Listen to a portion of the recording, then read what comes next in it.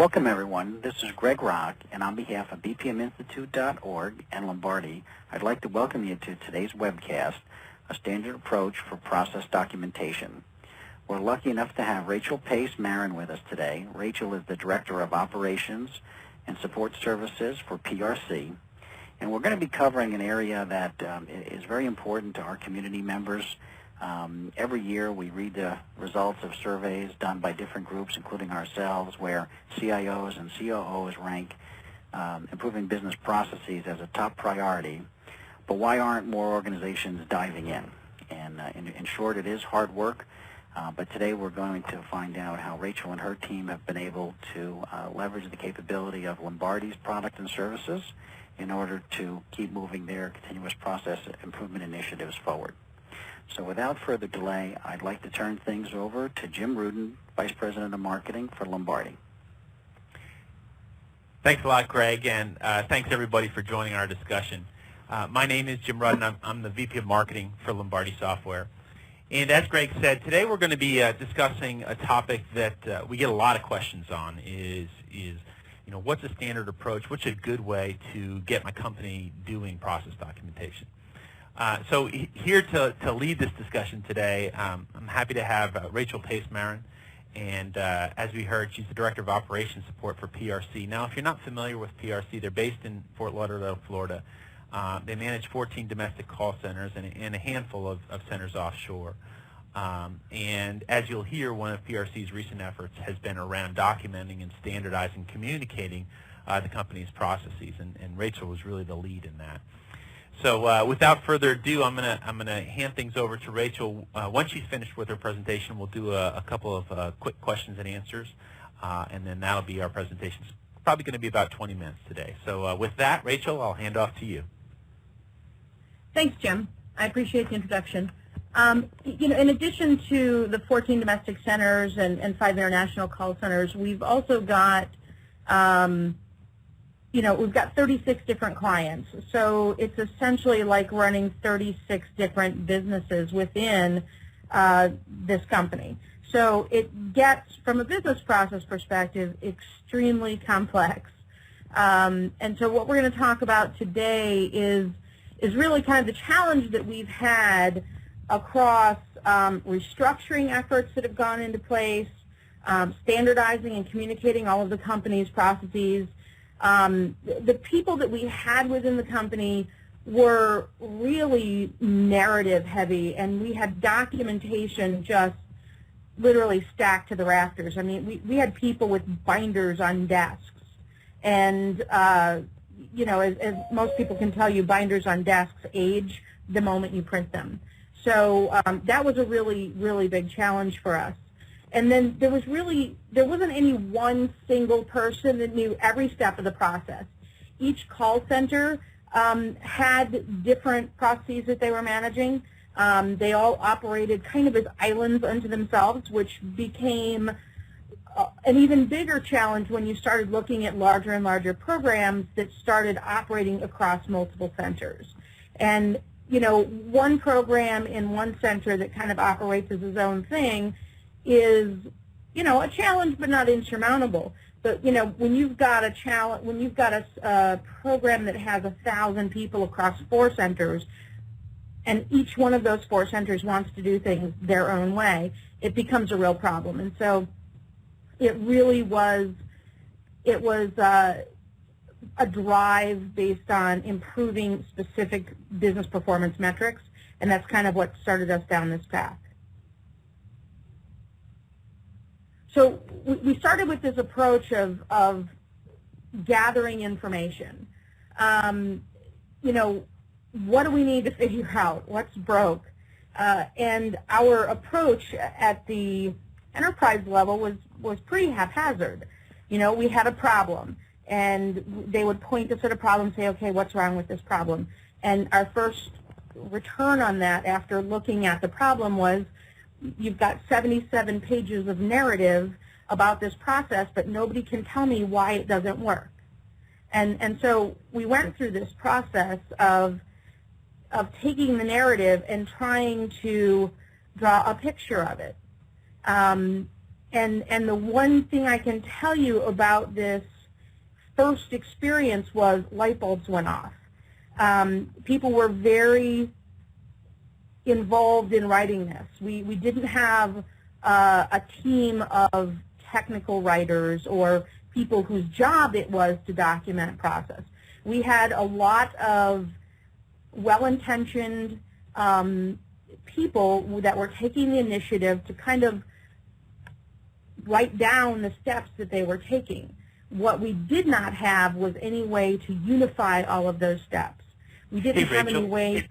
Sure, go ahead. Just to jump in real quick, why is that? Do you happen to have a company culture that is process-oriented, or were people feeling so much pain that they really wanted to get involved? Because sometimes we hear people who say, I've been given this job of getting things documented, but getting people engaged is a challenge for me. It doesn't sound like that was as much a challenge for you.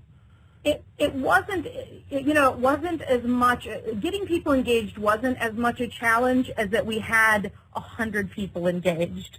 Right. And 100 people wanted to write dissertations on, 12 processes, So we started breaking it down to just the basics. Okay, what's wrong? What's broken? What are the causal factors that we think are leading into what's broken? And this started driving kind of a Six Sigma initiative. It started driving some other things because when we started really drilling down, we saw a couple of things.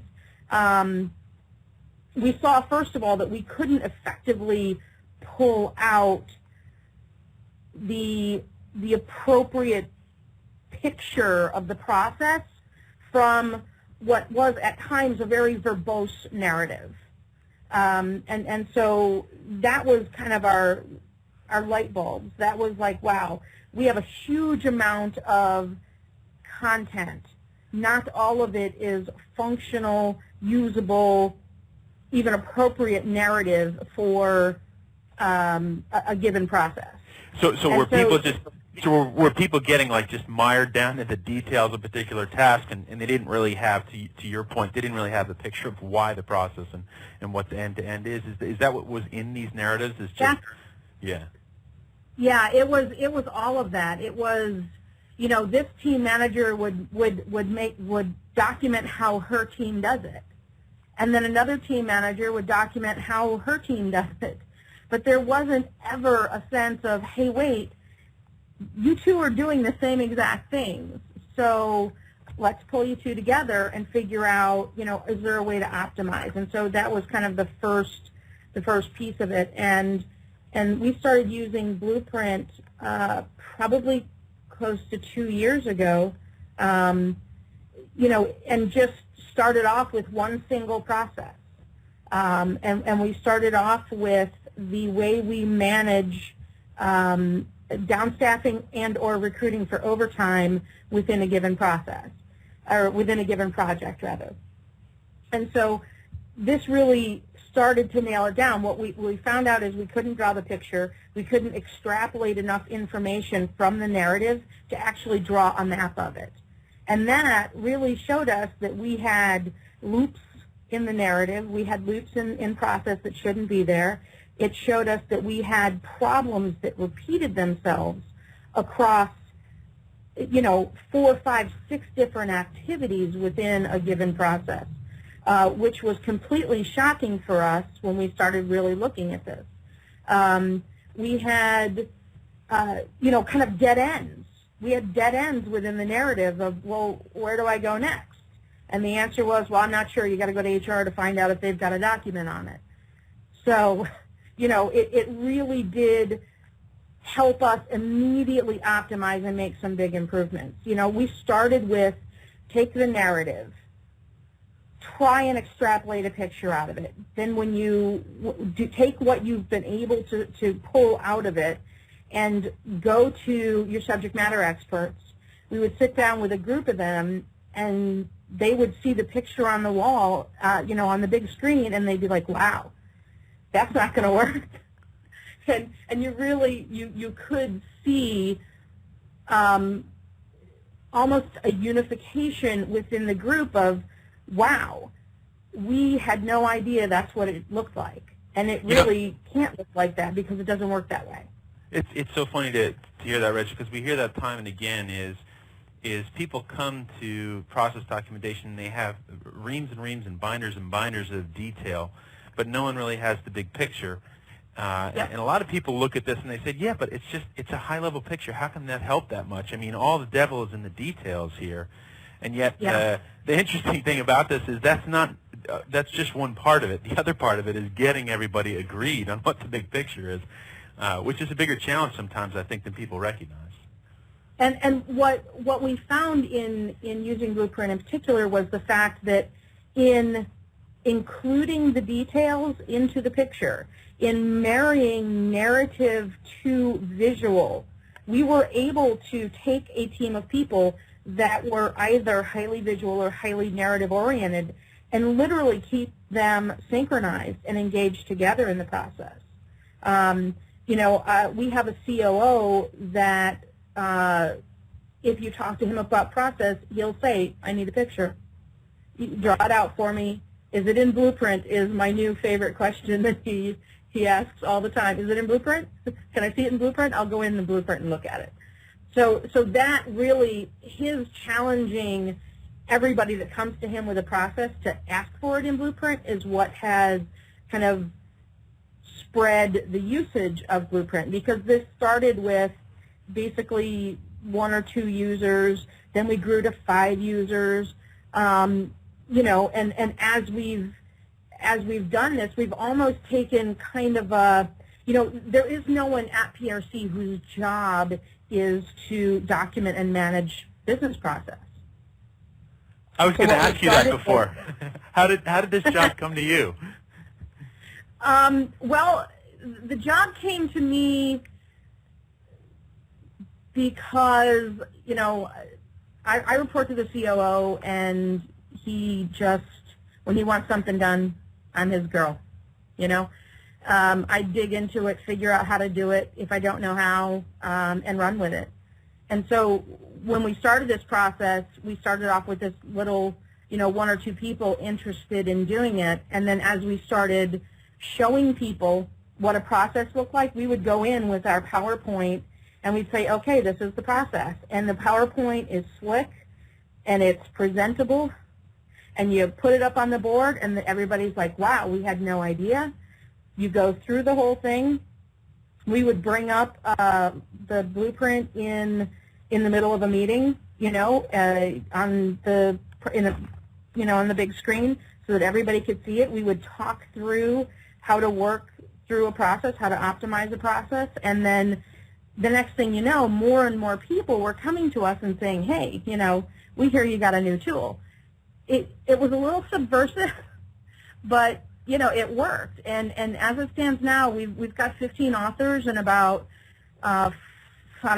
35 or so participants, and people are in there every day documenting process. We have really had what I think is a great response, and all of those people who were interested and engaged in writing the narrative, they came to the table as well as the people who were really more picture-oriented, and so everybody's engaged in the process. People are participating.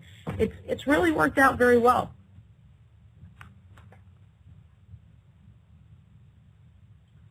So, our focus was really about this one little problem, and driving toward the performance on one metric, and I think that's what helped us get our toehold. What really helped us get people more on board was looking at that one thing. How can we fix this one process? How can we drive our fixing this process back down to a direct bottom line impact? And it was. Sorry to jump in. I was going to say that's an interesting question we get from a lot of people is how do I know when I'm done? And if it's just a, well, I say just, but if the focus is an end-to-end process documentation initiative, sometimes that's hard to know exactly when you're done. But it feels like you guys had you had the end in mind, and then kind of iterated on that. We started out with an end goal, which is a good way to go, from at least my experience. We started off with this number in the call center business on a program where you're billing the client in a connected minute. It's really important that the people you have seated on phones are actually talking on the phone and they're connected to a client. So you have this metric called occupancy, and we had to manage this number effectively. And so what we looked at is, okay, so there's a process around sending people home for voluntary time off when we have too many people on the phone and not enough call volume, so we send people home. What that does is it reduces our cost and it keeps our occupancy high so that so that we're making money, basically. And that's kind of why we're all here, right? Right. So managing that process, and the opposite side of sending people home early is the we need more people process. And so we just started working on that one piece. How can we more effectively manage the occupancy on this program? And then what we learned was that how we manage occupancy on a Connect Minute program, this is how it works. And it works on this program, it'll work on this program, and this one, and the next one. So then we started looking at kind of other things, and it just was very much, kind of a viral effort of, okay, we've moved to that number, what's the next number? And that had a direct bottom line impact. Now I can tell you that, some people will tell you that you're probably never finished with business process. You're always looking to optimize. You're always looking to get better at it. The process that we developed to more effectively manage occupancy on that Connected Minute program is something we have revisited and have further optimized. At some point, I would imagine, the cost of further optimization will be higher than the return, and we will stop optimizing. Right, right. But I think that's a very interesting point, and something that we try to explain to people a lot around Blueprint is its job is to facilitate conversations as long as it's worth having conversations around that process. And the interesting thing is each time you revisit and have those conversations, it spawns new ideas, and they're always adjacent processes. As you mentioned, you start off thinking about, one process, but it's inexorably linked to several others, and now that's something you want to bring more people in and have that conversation about. Absolutely, absolutely. And for us, we've started with this one piece, and it's just kind of spawned out, which has been great, because now we have a complete process map from our requesting a new resource on a program, how it gets forecasted on our financial systems, how it transitions to HR, how it goes from HR to talent acquisition, how it goes from talent to training to nesting to operations.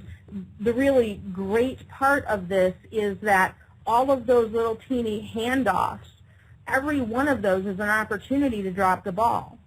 And so because we documented not just the little bits, we documented the end-to-end process, we've seen a dramatic decrease in the drop in the ball. So everybody Rachel, when you knows exactly who's handing off to who. Yeah. When you go to new groups and you kind of say, okay, the ball's with you guys now because you're the next part of this. Do you have a little presentation that you give them? Do you find you have to do a lot of explaining? Do you have something canned you've put together to kind of get them on board, or do you have the advantage of your company culture being such that people say, hey, great, now's my turn to really make a contribution here, and you don't really have to work too hard to get them engaged? I think it depends on who we're going to. If I go to HR, if I go to IT, they're fairly process oriented. They get it and understand it. The thing I usually do like a half-hour intro to Blueprint, and just step them through on their, in their own machine how they can use Blueprint. I have a little process that I use that I move stuff around and show them how to use it, and then kind of end with, this is as easy as it looks, and keep drilling down until you feel like you've got a solid handle on as many details as you can put in here. And then what I usually tell them is, once you've got your first process in, or if you've got any questions mid-process, call me. We'll get on the phone for 5 or 10 minutes. I'll take a look at your process, and we'll give guidance. And basically, I kind of start acting as their consultant to their process and help them, head in the right direction. But it really has been very much, I put it in their hands, and it, they immediately are, wow, this is great, this is easy, we can do this, which I think is what has made it easier. Not everybody, some people on our team know Visio, and I have had people who swear by Visio, use Blueprint, and say, wow, this is awesome. So that and just putting it in their hands is what has really helped. Yeah, I think one of the things that we're big believers in, back to this collaboration, is the connectedness of all this, and you mentioned it Yep. before, and I think that's a critical thing that people going into a process documentation initiative need to realize is different people have different needs. Some people want to see the detailed narrative, and some people want to see that Visio flow diagram, and others just, Yep. I want the big picture. And Yeah. having all that connected, is obviously something that we think is real important. And keeping it synchronized, the ability to keep both narrative and visual synchronized within the single application, I think, is the great upside from my perspective. You really do have this great view and a synchronization between the detailed narrative and the big picture, and I think that's what's made it work for us. And so in your approach, when you're kind of getting people going, do you tend to try and kind of get them focused first on, let's get that map nailed down and then go into the details, or do you kind of cut them loose a little bit and say, hey, let's put in whatever level of detail you want, and we'll kind of organically connect this together? So what I usually do is I start off with what I call the activity stacks, the stacks of activities that go on all day long, and that is your discovery map. Right. I start off with just stack up your activities. Come up with some things that you think are milestones. They don't have to be perfect. Just brain dump of what all the activities are that go into here. And then within the activity stack, I walk them through and say, okay, are any of these subordinate to the others? Can we put them in order? Does it still make sense? Do you need to add a new milestone?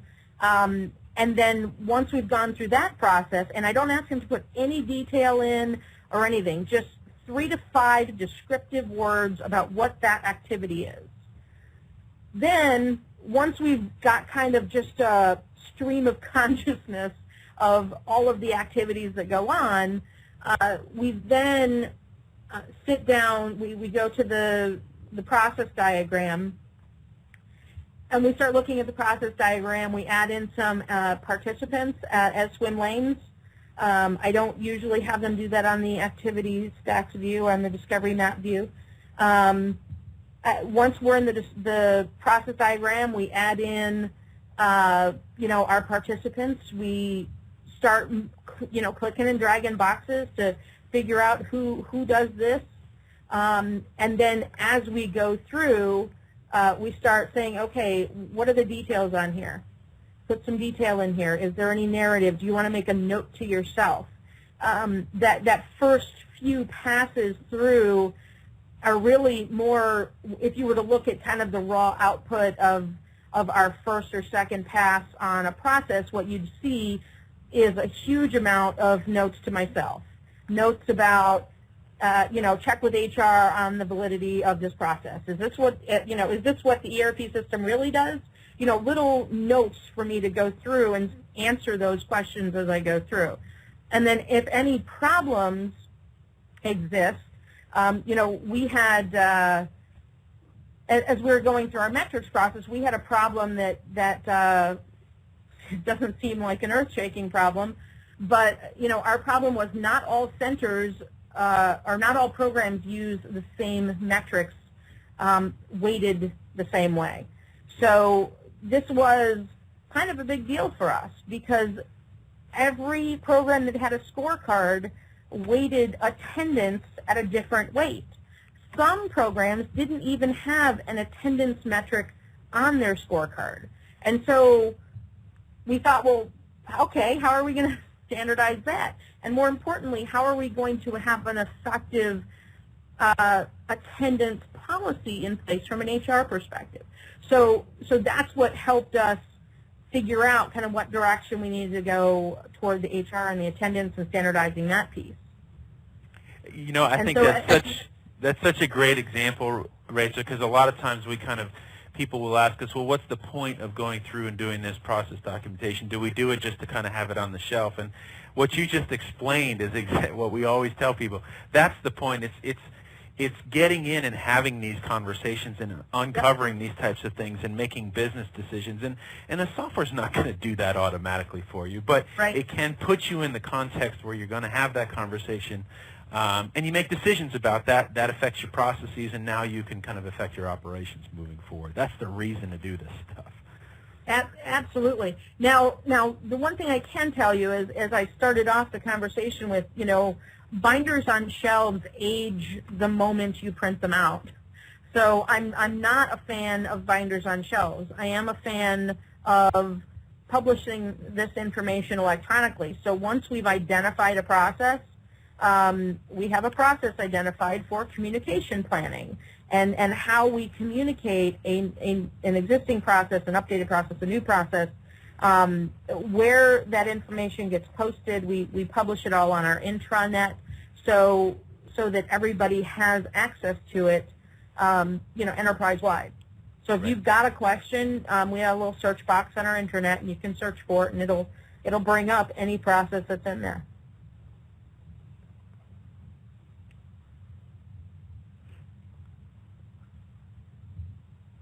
Well, that's great, Rachel. Those, I think that's kind of a great encapsulation of what's gone on with you guys. Are there any other kind of lessons learned you would share with us? I know you've been giving us a bunch as you've kind of gone through this.